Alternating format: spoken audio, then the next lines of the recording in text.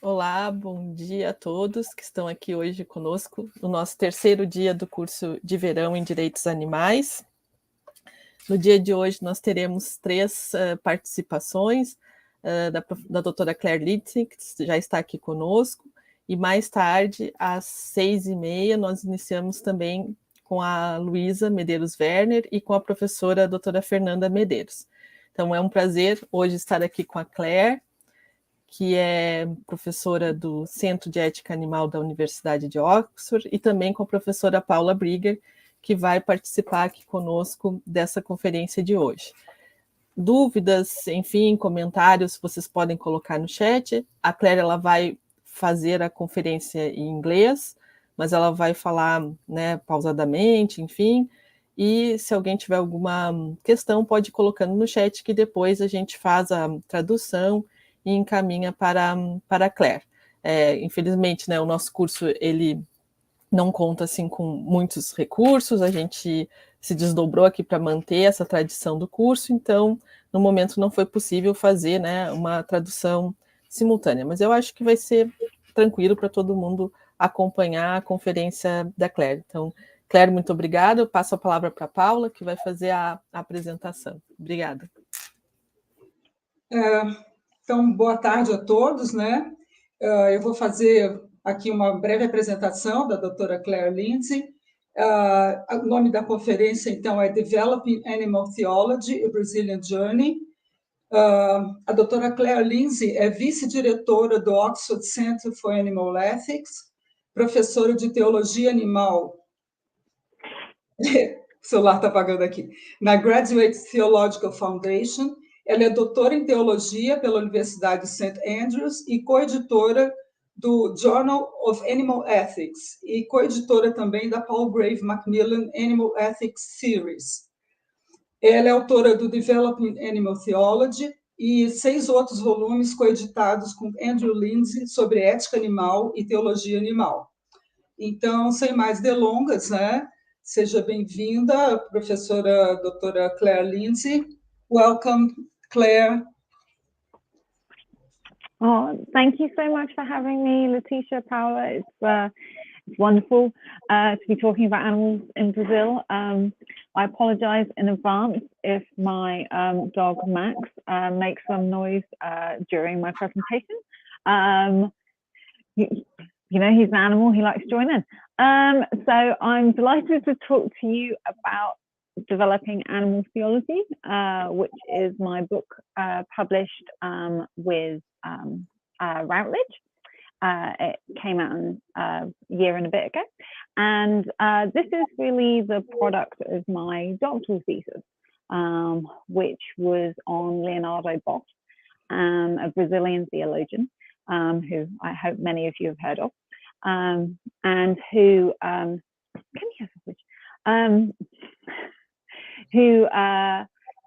who really inspired me to dig deep into the ideas surrounding theology and animals in Brazil.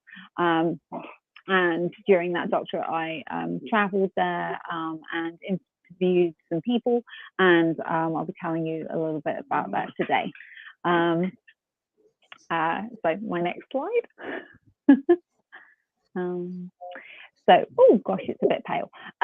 So firstly, I should tell you what is animal theology. So animal theology is a term coined by my father, Andrew Lindsay, in his book, Animal Theology, which was published in 1994. In the same way that Boff is a contextual theologian, so am I. I was raised to understand that animals have rights, dignity, value to the creator. And I guess it's just become part of how I see the world.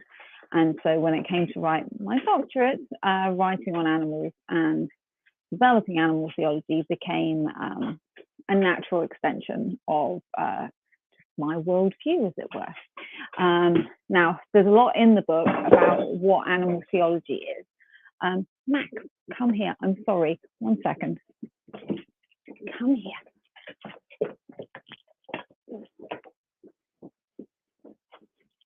My apologies. Max is destroying my house. So I'm just going to give them some attention while I talk to you. Animal theology. There are lots of ideas contained within it, but everything follows from the one idea, which is that God is the creator. And this is a very simple idea, but it basically begins from the premise that humans are not God. This might sound very obvious, and yet so much of how humans interact in the world is as if we created the world and as if it is ours to do what we wish with. But if you're a Christian, the founding belief is that God created the world and that the world belongs to God. And everything really flows from there. The idea that God delights in creation, God delights in other beings who are not just human beings. And within the Christian tradition, there is a pro-animal tradition, but it's often overlooked. And these are the quieter voices that you don't hear as much from. But there is a much larger negative tradition on animals, of which I'm very critical. So being an animal theologian, I'm so sorry about the noise. Being an animal theologian involves looking for the animal-friendly insights within the tradition, but also being critical of the dominant negative tradition. So on my next slide, I'll talk about why animal theology. So many of you here, I hope, are interested in animal rights, since there is a course on animal rights that you're coming to attend. But why am I talking about animal theology rather than animal rights? Well, I talk about animal theology because it is really our ideas about animals that are really important that we need to address. And it's what many people don't realize, even if they're not religious, is that our ideas about animals are in fact religious, theological ideas about animals. This is not to say that religion doesn't have many positive insights about animals, which I also explore in my work, but the dominant negative tradition in Christianity has the negative about animals. And that has really been very widespread. It's diffused itself into all ideas of how we relate to animals. And so there is this sense. So it's important to look at the ideas, the original ideas, and ask ourselves, you know, are they right? Have they actually got them right? And look critically at why we think the way we do. The big idea that often gets raised is the idea of dominion. Humans have dominion, and we can treat that as domination. Might equals right. We are given power, and power is its own self-justification. This is a very common refrain that animal people will hear. The idea that they're just animals, so we can do what we want with them. This comes from an idea of dominion in the Bible, but actually, if you look at the biblical text, what you'll find is that dominion is given in the same verses in which you are also given the image of God. And you have to ask the question, what kind of God are we made in the image of? Are we made in the image of a tyrant? And I think the answer is given in the very next line. After we're given dominion, we are also given a plant-based diet. And as my father is fond of saying, a herb eating dominion is hardly a license for tyranny, i.e., there are already limits on our dominion that are given. And so when we think about the idea we have dominion, people don't really think about the fact that there are limits on it, but we really should. That's one aspect of it. If you're interested in more about the dominant negative tradition, I highly suggest you consult Why Animal Suffering Matters, written by Andrew. Chapter 1 will give you everything you need. And it particularly outlines the negative tradition, which is Animals have no reason, they have no soul, they have no mind, they do not feel pain in the way that we do, and thus they have no status. Now, I haven't got time to talk about it fully here, but to give you the highlights, it all comes from rationality, the idea that came from Aristotle and then Aquinas, the idea that humans are rational and that animals are irrational. And this primacy of rationality has carried through into a whole range of other thoughts. So, for example, ideas about souls. Animals have irrational, mortal souls, whereas humans have immortal, rational souls. And it's a rational hierarchy. And the more rationality you have, the higher you get up the hierarchy. And in medieval times, this was really a very specific hierarchy that didn't even include having all humans at the top. So you had men, women, and it really was women, slaves, animals, and plants. And above that, you had angels and God. It's a lot to fit in, and I don't want to overwhelm you, but the key here is rationality. Rationality has been the reason that we have justified human dominion for a long period of time. And it leads to a whole range of other views, like the ideas that animals don't have minds, they don't really think the way that we do, and then that they don't really feel the way that we do. And if they don't feel the same way that we do, then they don't have any moral status the way that we do. And you can see how this works. It is basically the view that animals don't matter to God, so they don't have to matter to us. And even though many of these arguments have now been unpicked, the idea, for example, that animals don't have minds, that they don't have reason, and that they don't feel pain have been debunked, obviously, but the reach is long. And so the theological work is about unpicking those ideas. But this is just one interpretation. All of this is quite a long prelude to talking about Leonardo Boff, which is my next slide.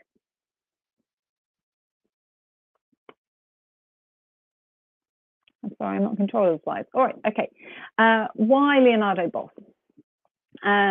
So, as I'm sure many of you know, Leonardo Boff is a Brazilian liberation theologian who talks primarily about the environment and the poor. He's a really interesting figure for a lot of reasons, but he's interesting from my perspective because he is a liberation theologian, which is to say he focuses on the poor, but he's one of the first generation who then moved beyond talking about the poor to talk about the environment. So he widens his sphere of moral concern and claims, rightly I think, that the exploitation of the poor and the exploitation of the earth are all linked together, and they come from the will to dominate. However, sadly, he is animal blind. He really doesn't see the issue of animals. I really looked hard to see if he did. And part of the question is why.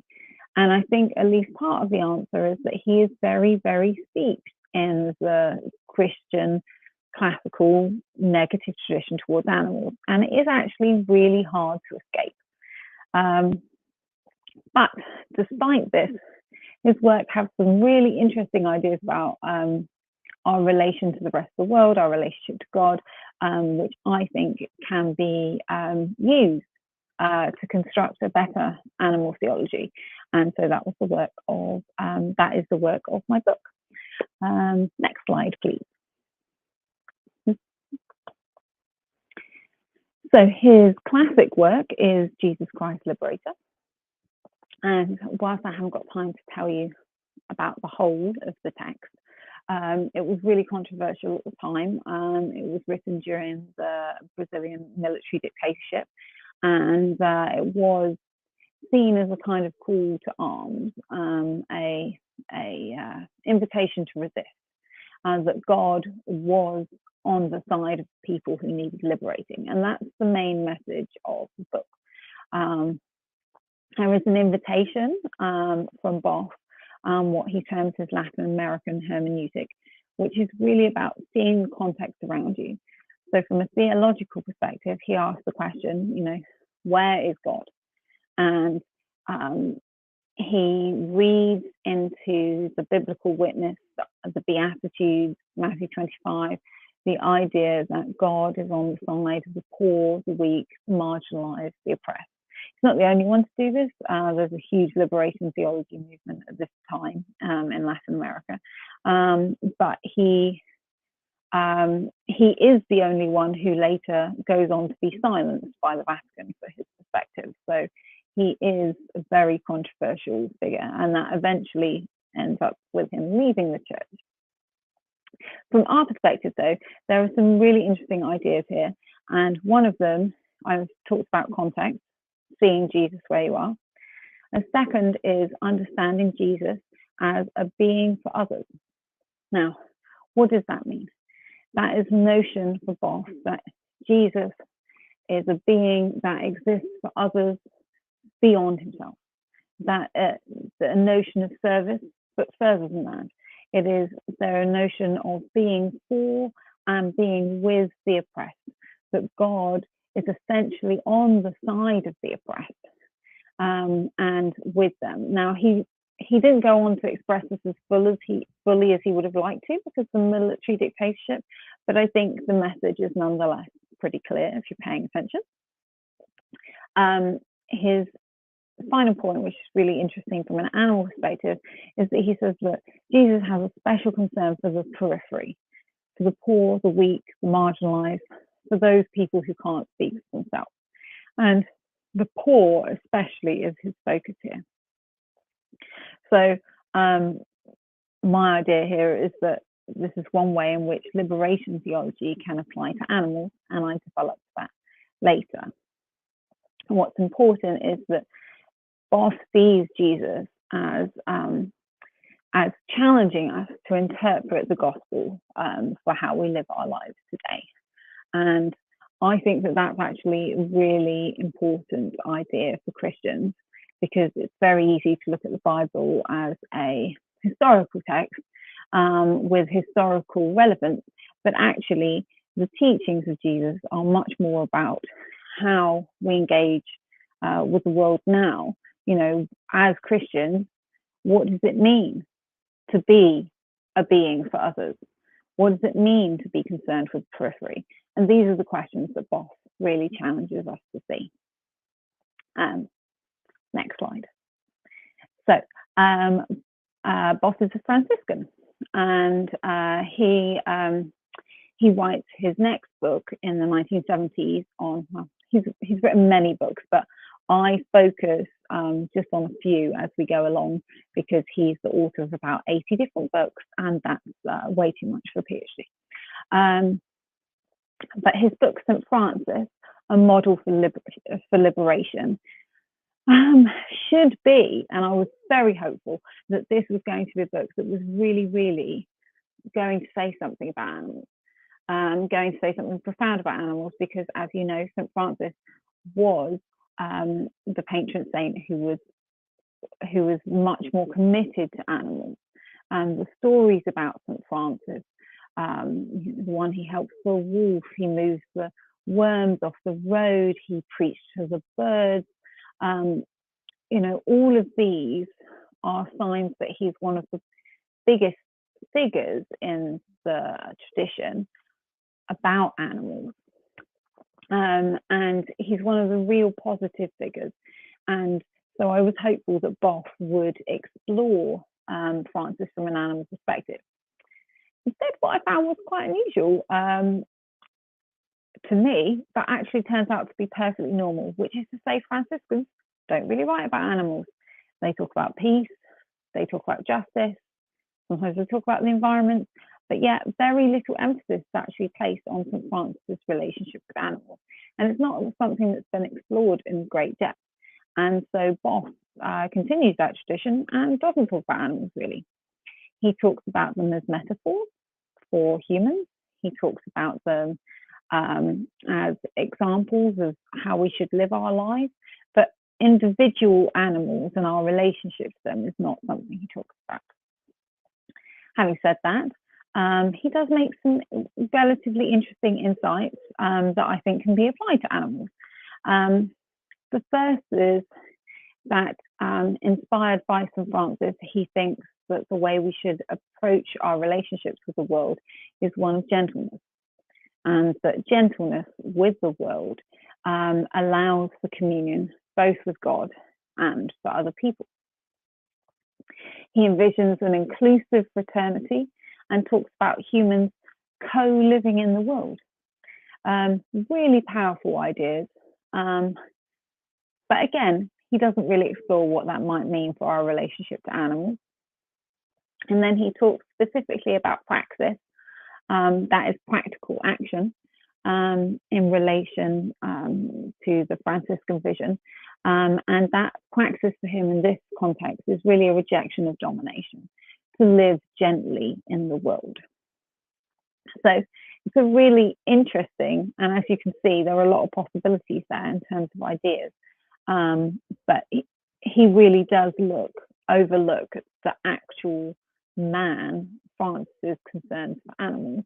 And there's actually a lot of evidence to suggest that these is not just hagiographical, that's saintly, I don't know quite how to translate that, gloss. This is not just a gloss on who the man was. These aren't just nice stories, but there's actually a lot of evidence to say that St. Francis person did actually treat animals this way. And there are theological reasons for it, which I discuss in the book as well. But St. Francis is interesting because he's a jumping point for the next point, which is BOFF'S ecological work. So BOFF wrote several books on ecology, the most famous of which is Cry of the Earth, Cry of the Poor.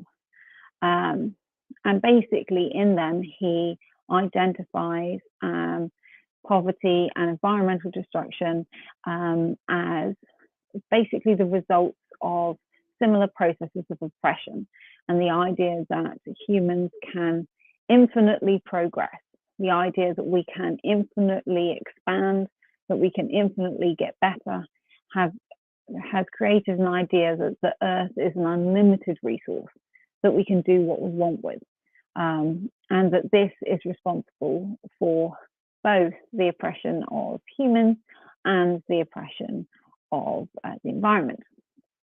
He draws in, I mean, he could take Franciscan inspiration here at this point, but actually he draws heavily on ecology, on Gaia theory, on process theology as well.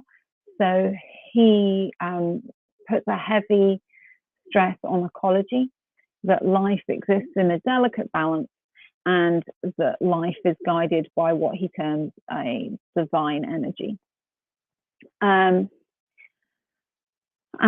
he's talked about the idea that there is a divine energy that guides humans and the cosmos in general. He talks, it's a theme throughout his work. He talks about in Jesus Christ Liberator as well. Only problem with that is that in this notion of ecological balance, humans are still essentially seen as above creation and not within it or a part of it. And he identifies this problem. But his remedy, ecological balance, is heavily problematic for animal theologians. I'm often asked actually why, why I'm not necessarily in favor of environmental ethics or eco-theology, and it's because eco-theology, and BOFF is a clear example of this, they prioritize the whole or the ecological balance over individual animals. And this is problematic for a number of reasons. The first is it's very difficult to know what this balance is supposed to look like. Nature is a dynamic force, and if you change one thing, myriad of other things change, not necessarily in a way in which we can predict. For example, in America, they exterminated a lot of the wolves, and they are now trying to reintroduce them in various parts, including in Yellowstone in California. And it sounds like a good idea to reintroduce the wolves, except that nature isn't static. And while the wolves were gone, the coyote population has expanded and become the predator in that area. And so you then end up displacing another selection of animals that have also chosen to be there. Also, you run into a problem of human moral generosity, because humans within Yellowstone, the wolves are protected, but once they leave the park, they are not protected, and then they are subject to being hunted and shot by humans who do not want them on their land. And obviously you can't really contain wolves, so basically you're then reintroducing animals for a sake of balance, but you're not allowing them the moral generosity to live their lives, and so you're just reintroducing them to cause them pain and suffering, which is not to say that some instructions cannot be thoughtful, and there cannot be ways to be done this, but it is to tell you that the point of ecological holism is to care about the whole, not the individual beings. And as an animal theologian, my focus is on the individual beings. Frequently, ecologists are not against, and even conservationists are not against, the killing of one animal to save another, the culling, which is killing, of a species to reduce its numbers, so that other numbers of other animals can exist. And we're questing towards a balance that is not only hard to attain, but possibly imaginary, because nature is always in movement and always dynamic. And I think at each point you have to ask yourself, why are we doing this? Is this for our benefit, or is this, is this going to benefit the individual animals themselves? Or is it another way in which we are attempting to control and manipulate the environment, or as other people call it, manage it? All right, fast forward to our next slide. And I got very lucky in the middle of my PhD. This doesn't happen very often.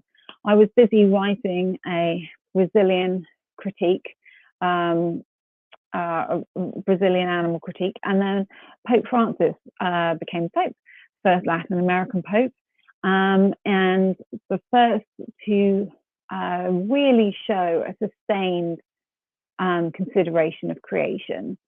So in Vatican II, there is absolutely nothing about the environment.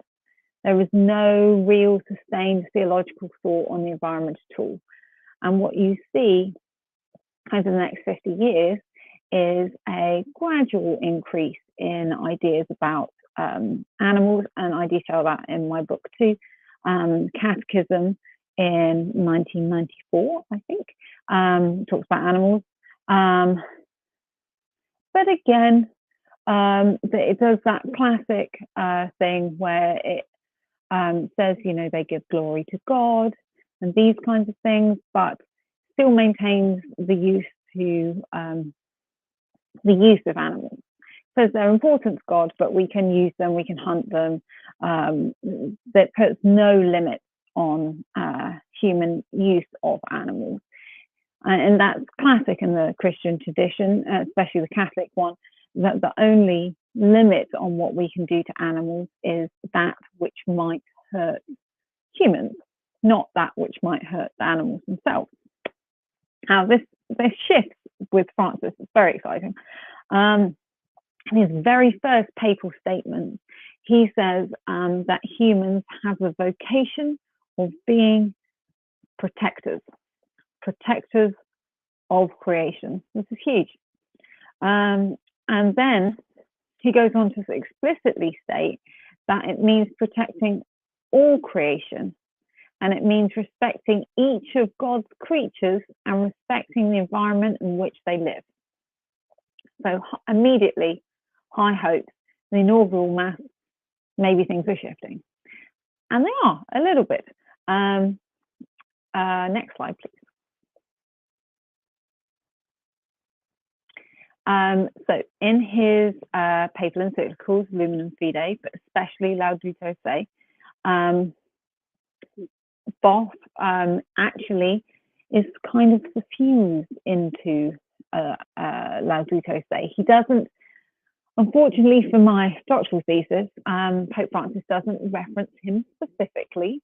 However, he does use the exact phrase, cry of the earth, cry of the poor, and he references the Earth Charter. And I know from Boff's own testimonial on the subject that he sent Pope Francis a lot of his books. So perhaps he read some, but there seems to be echoes of Boff within it, which is great. But actually, Pope Francis goes beyond what Boff says. He talks of creation as a gift, which requires protection and care. He says that animals give glory to God and have value in themselves.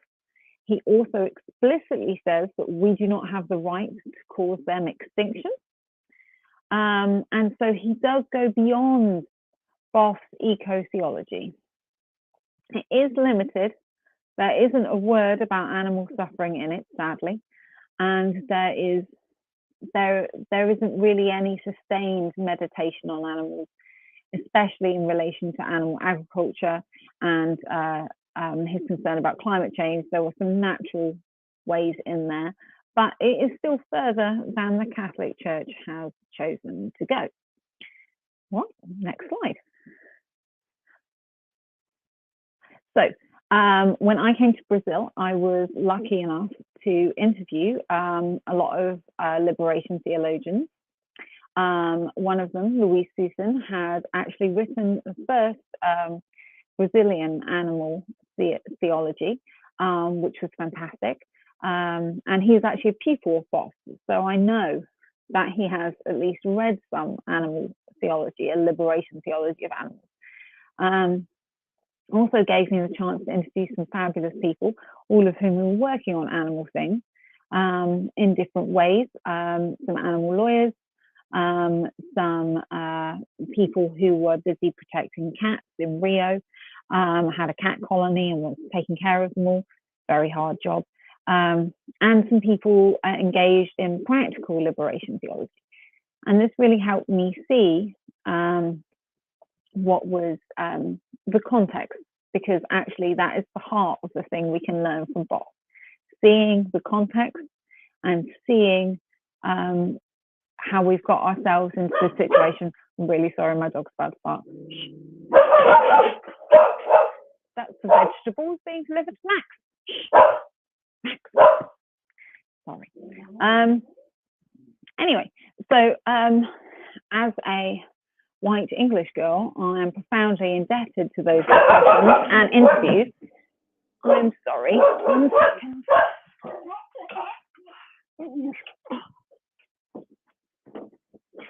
He does like vegetables, I promise. He just feels the need to defend the house.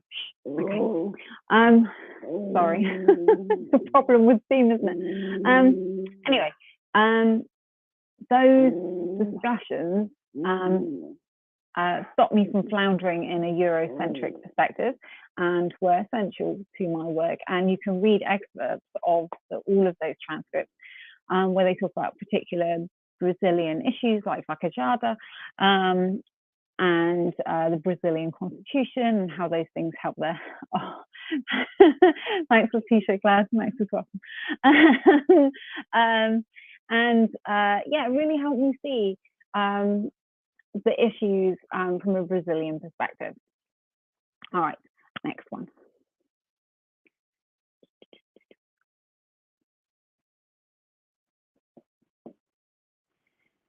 So, and this is the part that was really exciting to me. I created my own Trinitarian animal theology.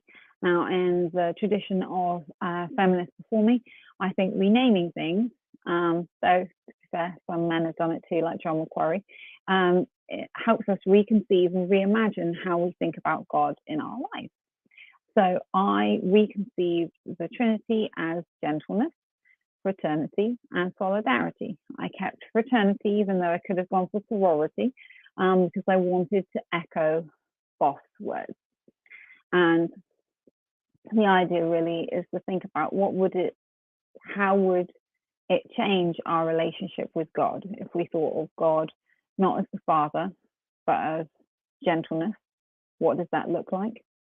What does it look like to think of Jesus as fraternity with others, communion, and solidarity in the spirit of being with us, which led to my next thought, which is about God as being for creation, being on the side of her creation and wanting the best for her creation. I think if we think of it as being not just for human beings, but being for others, it's a really profound thought in terms of how we can live our lives, being in solidarity and with for creation and on the side of animals. And so lastly, I drew upon notions of the politics of sight to think about what it would look like to enter the triune sight. And I was trying to create a kind of theology of sight and ask the question, what does God see when God looks at the world? And I have to believe that the reality of billions of animals in factory farms all over the world is upsetting for God to see her creation used and abused in this way. And so the notion of what does it look like to step back from a human perspective and try and creatively imagine, without saying that we're God, what it would be like to step into that role, what it must look like for a creator to look at the world and see what we've done to it. I think that's a powerful potential shift in perspective. And all of these insights are really Brazilian insights. Some of them come from BOFF, but some of them come from my conversations I had with people there. I mean, I know that this is an animal rights some course, but one of the things I learned while I was there is that a lot of people talk to me about how the language of rights doesn't really resonate in the way it does in Europe or in America. Rights language is perhaps in some contexts a little bit more difficult for Latin American people to embrace, whereas the notions of compassion, solidarity, being with people in their suffering are much more notions of dignity. These are stronger notions, perhaps ideas that fit more easily into Brazilian culture.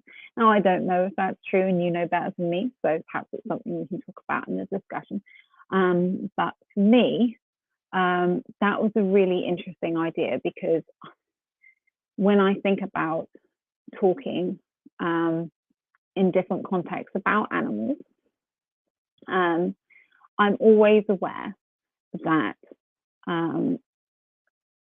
that you have to meet people where they are, and you have to understand what's happening in their context that means they can or cannot hear it. For example, when I was in Brazil, I was asked a question about animal sacrifice, which apparently still happens in parts of Brazil.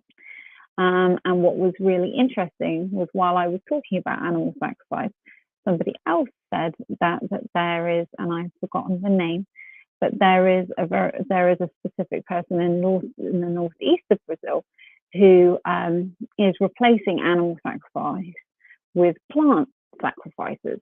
And I thought that was really interesting, because at every point, and this is what I've learned doing animal theology myself, at every point when you think, oh, this tradition has nothing good to say about animals, or this is inherently problematic, there are always lost voices within.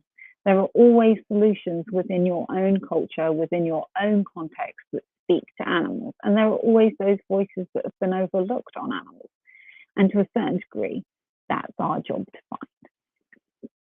All right, last slide.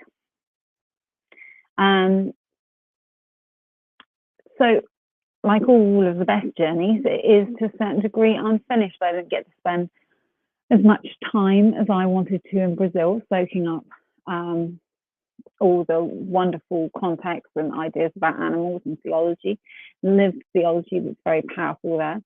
BOFF'S journey is also certainly unfinished, because he himself has yet to make any sustained reflection on animals, even though, as we know, he now does know that this is a bit of a lacuna in his thought. I also sent my book to Susan, so I have hoped that he might have seen it. I didn't have his address to send it to him, but if any of you have his address, I will send it to him. So I'm not sure, I don't know if he speaks English. German and French, yes. Anyway, that's an aside. The Catholic Church is also unfinished. It still has a way to go. I would like to see some sustained reflection on suffering and why that matters theologically. We didn't talk about this today, but actually there's a great deal to be said on that. Moltmann's The Suffering God, Paul FIDEI's The Creative Suffering of God. I think these are really instructive texts that can tell us a great deal about why suffering for animals matters, as well as mattering for humans. But there's lots of beautiful positive change being made everywhere. Everywhere you think, you know, this is going to be impossible, trying to change the world for animals and trying to change people's ideas about animals. That's going to be so difficult. And people said to me, just this one for instance, how difficult it was going to be for me to eat veganly when I went to Brazil, how hard it would be. Actually, it was one of the easiest trips I've ever made. There was so much vegan food and it was so readily available. It was incredibly easy. And so everywhere I see small, hopeful advances for animals. And I think that that's something that all of you might need to hear. You know, it's really difficult to care deeply about animals in this world. It's very difficult to be an animal advocate, but hope is a key moral tool. It is the oxygen of moral effort, as my dad likes to say. And the hope for the kingdom, if you're Christian, or hope for a better future to come for us and for animals, is what we need to sustain our action for them and our writing for them and our changing of hearts and minds. All right. I think I went a bit fast, so I apologize for that, but no, it's time now for explanatory questions. No, it's okay. Thank you, Claire and Max, for this special participation in the conference. It's wonderful. Claire, can you talk about the summer school in Oxford, because some people ask in the chat. Oh, now, sure. I'm not seeing the chat at the moment. Oh gosh. Maybe I should, no, yeah, it's okay. I don't think I can see the chat, but that's okay. Yes, so every year we have a summer school on a different animal ethics topic. Letitia and Paola both been. And it's really brilliant. We love to have Brazilian people come and talk about animals. And this year's topic is animals in the media, communicating animal ethics. And we're really taking that in a very broad fashion. So it's not just about newspapers or radio or television, though I'm open to papers on those too. But cinema, literature, we've got someone coming to talk about podcasts, photography. The idea is we've spent a lot of time in talking about what are the ideas we would like to see for animals, that they have rights, they have dignity, that people care about them. But the real question is, how are these ideas communicated? What works, what doesn't work, what are we up against, what are the challenges, what is advertising? When I was there in Brazil, the meat industry had started promoting meat in a bigger way, I think in response to all of the vegan food, and many of the animal advocates were telling me about that. So if you want to come tell me about meat advertising and how that affects how people see animals, I'd love that. Somebody told me that there were actually well-known vegans or vegetarians who were paid to try meat by the meat industry in Brazil, and that was a thing that was happening. So yeah, I want to hear about all of it. Anyway, it's in August, it's at Merton College, and you can find everything you need to know about it at oxfordanimalethics.com. Thank you. I put the link of the Center of Animal Ethics in the chat, and people can saw the information there. Thank you. Great. If I may speak?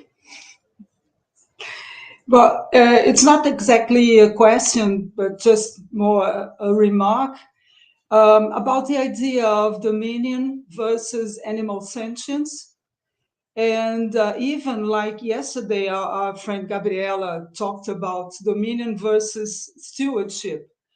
But even stewardship would be problematic, considering not exactly only animal sentience, but animals being an ends in themselves, let's say in this way.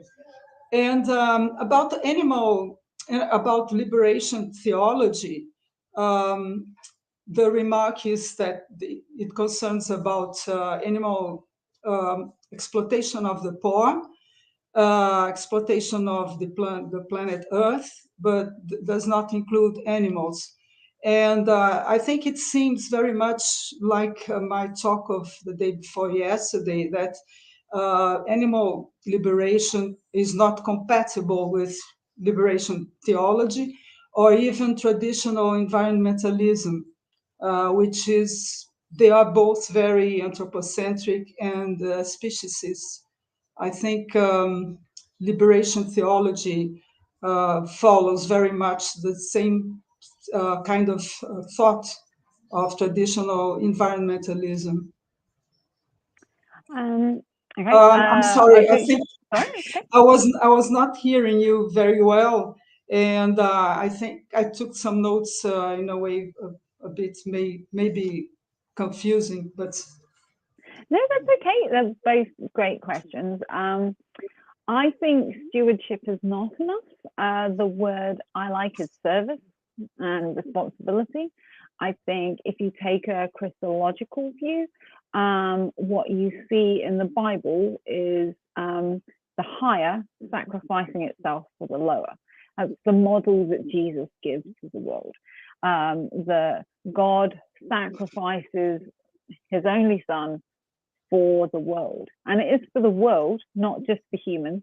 But I think the notion that we steward something is again tied to the idea that we are going to manage it, that we are somehow in charge of it, that we know best. And I think sometimes the best environmental service we can do is simply our absence, letting be. The letting be of creation, just not being part of it. So stepping back and letting it have space to rejuvenate, and where we are not. And part of the problem is that humans are expanding into every part of the world, and parts of the world where we simply weren't before, where there were just animals, where there were just ecosystems. And, you know, everywhere we go, we seem to destroy them to a certain degree. So that is the first point. I think stewardship is simply not enough. That service is a much stronger and much more important notion. I agree that certainly in BOFF'S conception, liberation theology is inherently anthropocentric. However, I think that within it, there is something that could be positive for animals, which is the emphasis on oppression, the emphasis on the idea that we have a duty to those on the margins, those on the periphery. And I think if you expand that category of the poor and the oppressed to include animals, it's very clear that they theologically fit in that category. I think that isn't where they've gone with it. It is definitely where Susan has tried to go with it. You know, we're all expanding our boundaries. BOFF is probably not going to get there, but I do think that there are ideas within liberation theology which are which take us back profoundly to the Christological ideas you get in the Bible about, you know, Matthew 25, you know, I was hungry and you didn't feed me. I was naked, you didn't clothe me. I was in prison, you didn't visit me. You know, that you did this for the least amongst me, and so you did it for me. You know, and I think that that's a profound notion, that actually being with the oppressed is crucially important. So I think liberation theology has the possibility to expand. I don't see that possibility for ecological theology, because I think it is tied to notions of balance, holism, that fundamentally doesn't care about individual animals.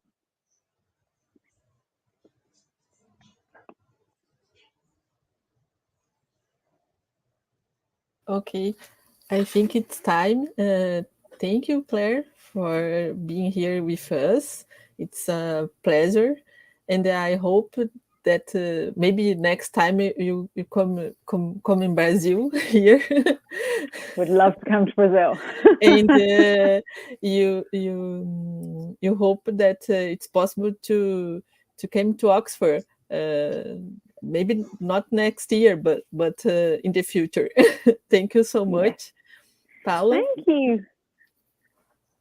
Thank you very much.